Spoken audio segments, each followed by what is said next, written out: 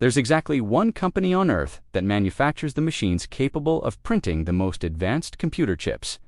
That company is ASML, headquartered in a quiet Dutch town, and its dominance hinges on a single component almost nobody outside the industry could name.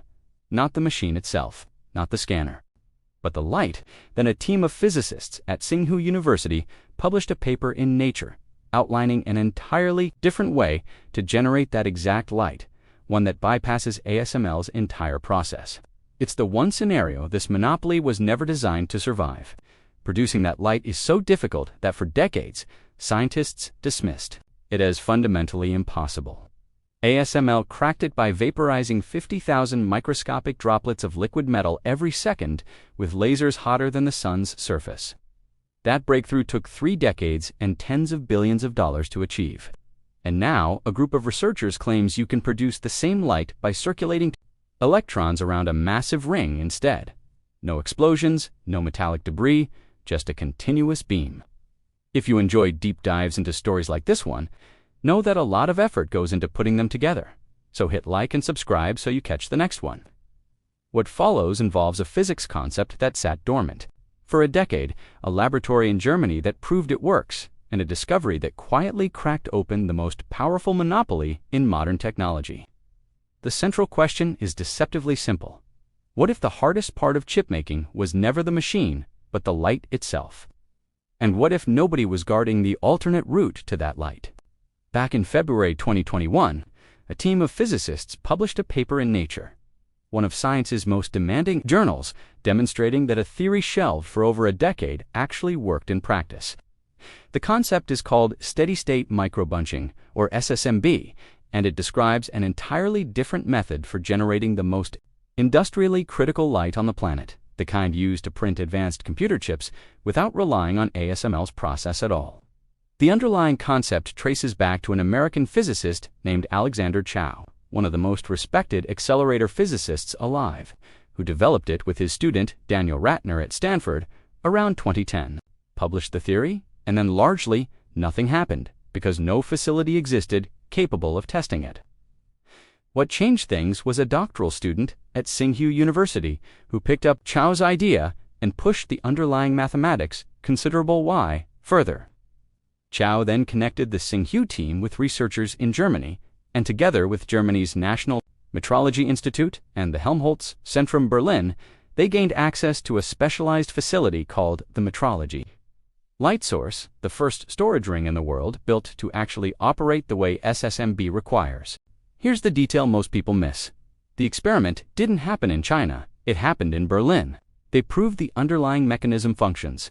They didn't build a chip factory, but they transformed SSMB from an elegant equation into something the entire semiconductor industry suddenly had to take seriously. To understand why one experiment rattled an entire industry, though, you first need to understand what ASML actually built and why everyone assumed there was no other way to do it. Every cutting-edge chip starts the same basic way. You shine light through a stencil onto a silicon wafer, similar to shining a flashlight through a cutout to project a shape onto a wall. The shorter the light's wavelength, the smaller the features can etch into the chip. The most advanced chips require light with a wavelength of 13.5 nanometers, known as extreme ultraviolet, or EUV. Here's the catch. Light that short essentially doesn't exist in any usable, off-the-shelf form on Earth.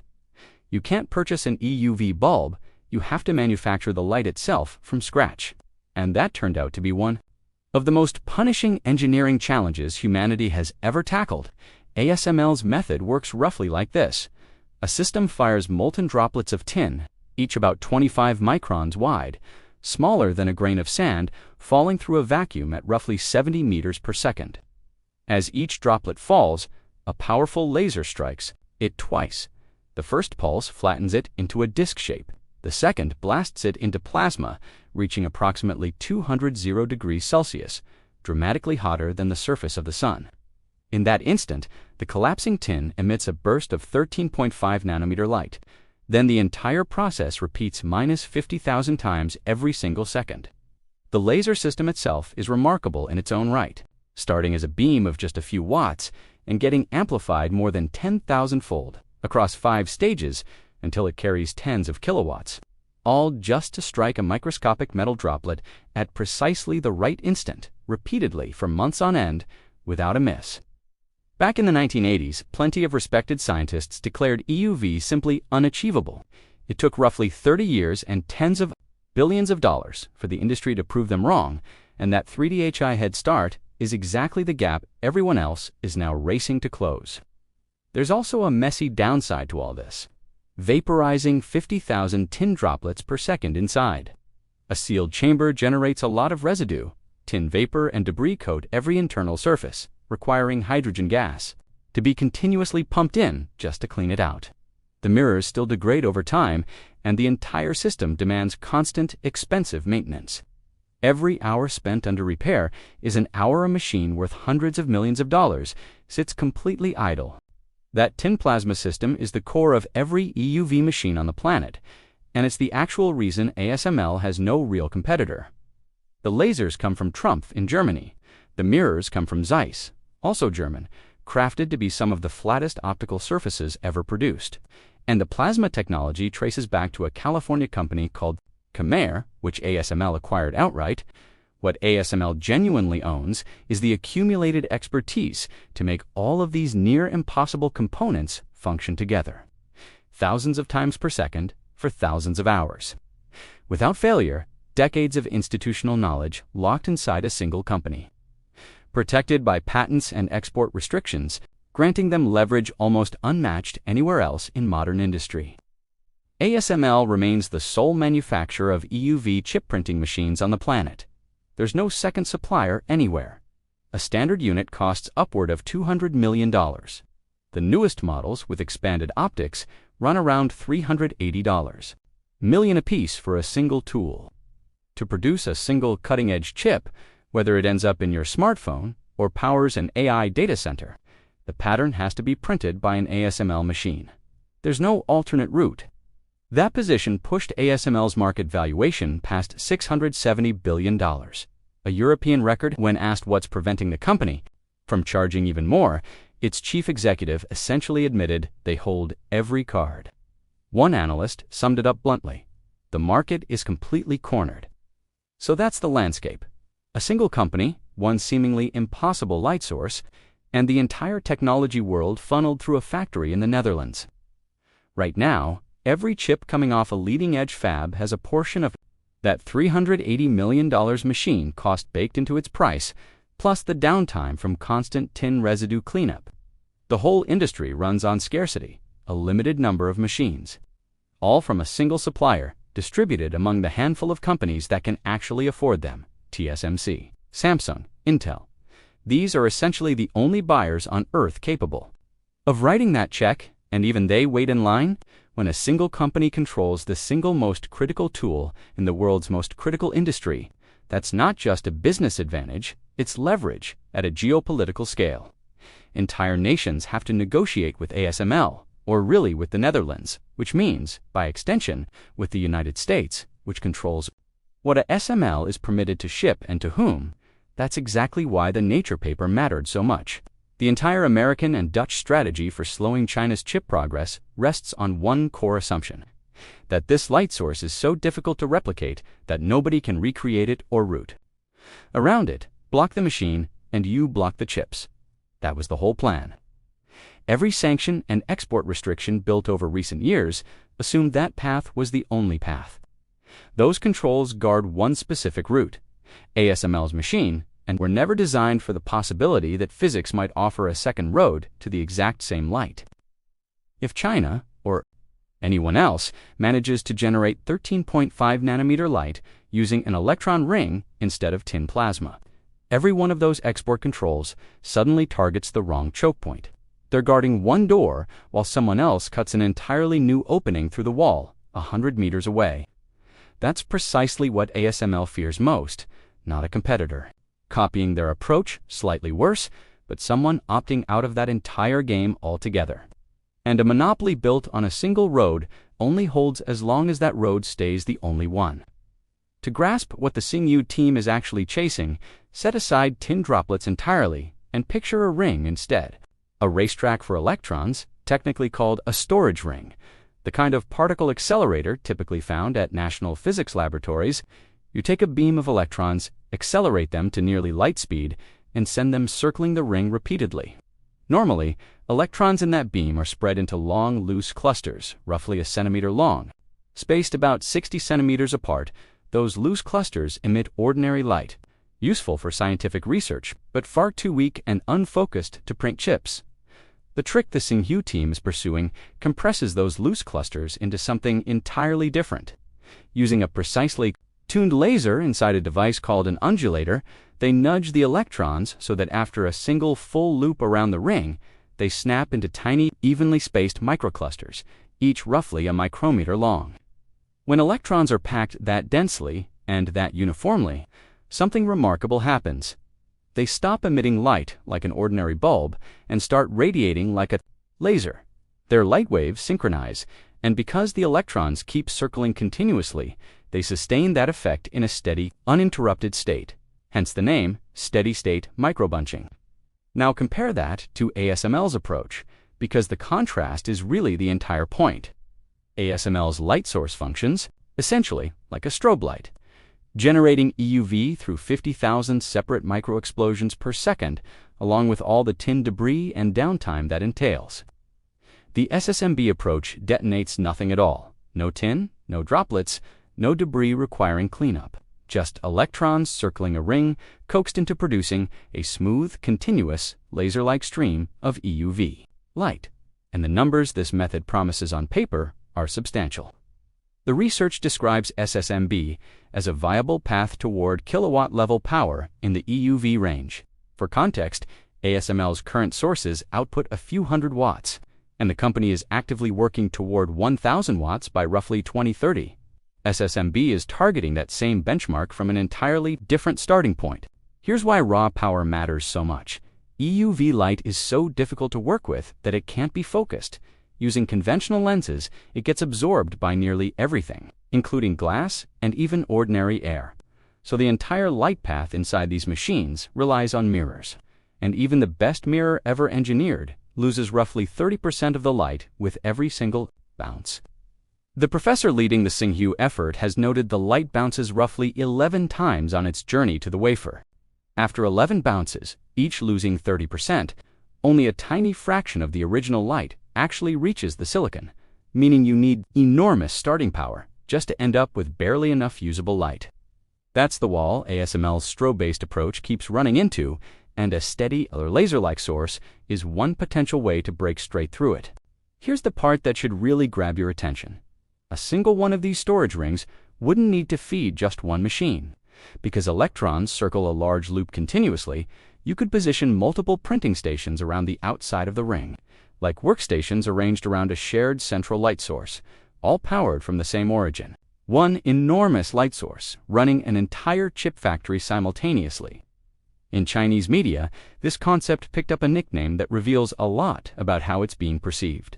The lithography cannon, that flips the underlying economics in a way that's easy to overlook. ASML's model is built around one large, delicate light source, bolted directly to a single scanner, sold for hundreds of millions of dollars, one unit at a time. A storage ring changes that entirely. You build the expensive, difficult component once the accelerator itself, and then attach simpler printing stations to it, as many as the ring can support.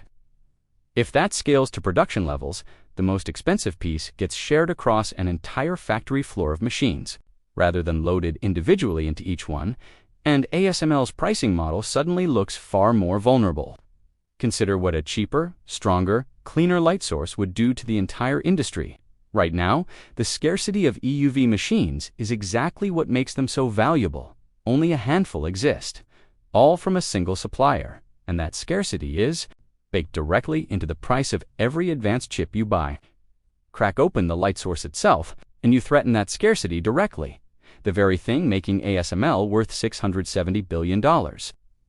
Some analysts now envision a future where chip-making splits into two distinct tracks, a Western track built around ASML's EUV technology and a Chinese track built around particle accelerators.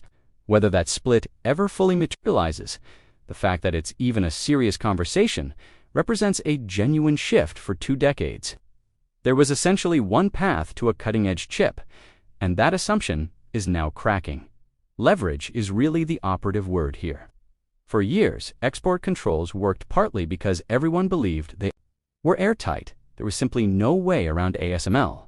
The moment a genuine alternative emerges, even one still years from viability, that confidence starts to erode. SSMB doesn't need to print a single commercial chip to chip away at that belief. That's also why capital is flowing the way it currently is. China has reportedly invested tens of billions of euros into building a domestic lithography ecosystem from the light source upward, with SSMB serving as one of the crown jewels of that effort. There's even a second Chinese initiative pursuing EUV through a different method entirely, using something called laser-induced discharge plasma, though that approach remains far less proven and largely shrouded in speculation. The real point is the sheer scale of ambition here. China isn't attempting to replicate ASML's machine, slightly worse. It's attempting to bypass the machine entirely and build something that renders the whole race to catch up irrelevant. You can block a company from purchasing a machine. You can't block a country from pursuing an entirely different branch of physics, especially when the core concept was published openly in scientific journals a decade ago.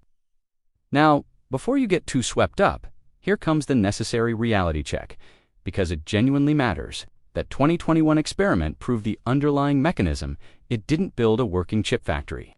The distance between those two things is enormous, and anyone claiming the monopoly is already finished is overselling the story.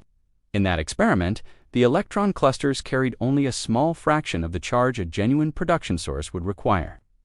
Going from a laboratory demonstration to a machine capable of printing millions of chips with virtually no defects is an entirely different mountain to climb. Remember, ASML's own journey from impossible to operational took roughly 30 years.